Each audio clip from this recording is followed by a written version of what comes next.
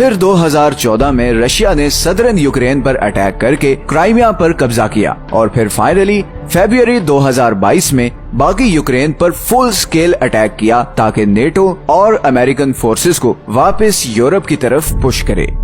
अब कुछ ऐसी ही सिचुएशन चाइना की भी है। चाइना की ज्योग्राफी बहुत कॉम्प्लिकेटेड है। चाइना के पास 14,000 किलोमीटर लंबी दुनिया की 10वीं बड़ी कोस्ट लाइन है जो पैसिफिक ओशन को टच करती है। चाइना की आधी से ज्यादा आबादी इन्हीं साहिली इलाकों में रहती है और यहीं से चाइना सारा ट्रेड करता है, चाहे वो दूसरे कंट्रीज को चीजें एक्सपोर्ट करनी हो या फिर ऑयल और गैस इंपोर्ट करना हो। लेकिन इन सारे रास्तों में छोटे छोटे आइलैंड्स हैं, जैसे ताइवान, जापान, रियोको आइलैंड और फिलीपींस वगैरह, जिनकी वजह से ऐसे चोक पॉइंट्स बने हुए हैं। चाइना की बदकिस्मती ये है कि ये सारे आइलैंड्स अमेरिका के इन्फ्लुएंस में हैं। ये उसके दोस्त हैं। और दूसरी तरफ चाइना का सबसे बड़ा मकसद ये है कि वो पिछले 70 साल से चली आ रही सिविल वॉर को फाइनली खत्म करके ताइवान को वापस चाइना में शामिल करे। लेकिन यहाँ पे मसला ये है कि ताइवान अमेरिका का बहुत करीबी दोस्त है, या टेक्निकल टर्म्स में वो अमेरिका का सबसे बड़ा नॉन नेटो एलाय है। और अगर चाइना मिलिट्री के थ्रू ताइवान को वापस चाइना में शामिल करने की कोशिश करता है तो अमेरिका फॉर श्योर ताइवान की सपोर्ट को आएगा।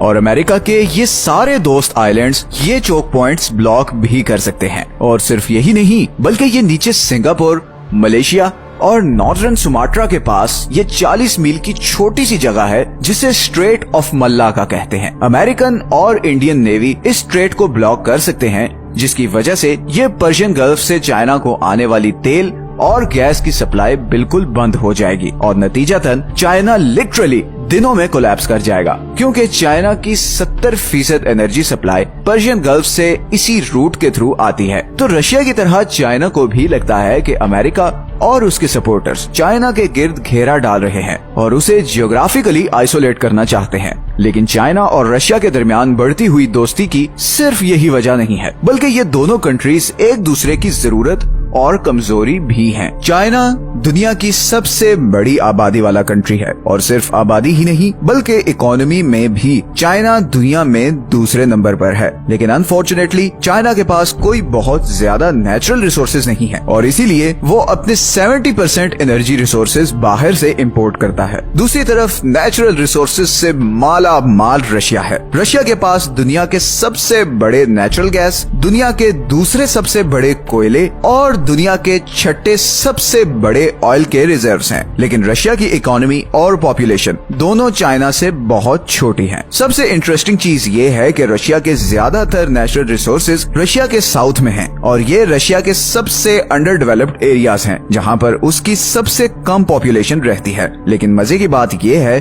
कि ये सारा रीजन चाइना के इंडस्ट्रियल सिटीज से बहुत करीब है। अब यहाँ पर इन दोनों कंट्रीज में ये अंडरस्टैंडिंग डेवलप हुई है कि चाइना अपने पैसे और लेबर के जरिए ये ऑयल और नेचुरल गैस के रिसोर्सेज एक्सप्लॉइट करके पाइपलाइंस के थ्रू इन्हें चाइना भेजेगा और रशिया इन पैसों को यूक्रेन वॉर में यूज करेगा। इस तरह एक तरफ जहां चाइना की पर्शियन गल्फ पर से डिपेंडेंस कम हो जाएगी और उसे एक आसान रूट से अपनी एनर्जी रिक्वायरमेंट पूरी करने का मौका मिल जाएगा, वहीं रशिया के पास बैठे बैठे इतना पैसा आ जाएगा कि वो यूक्रेन वॉर को आसानी से फंड कर सके। और अब आता है वो पॉइंट जिसके बारे में मैंने ये क्लेम किया था कि ये दोस्ती ज्यादा अरसे चलने नहीं वाली। इसकी वजह जानने के लिए हमें जाना पड़ेगा हिस्ट्री में। 1800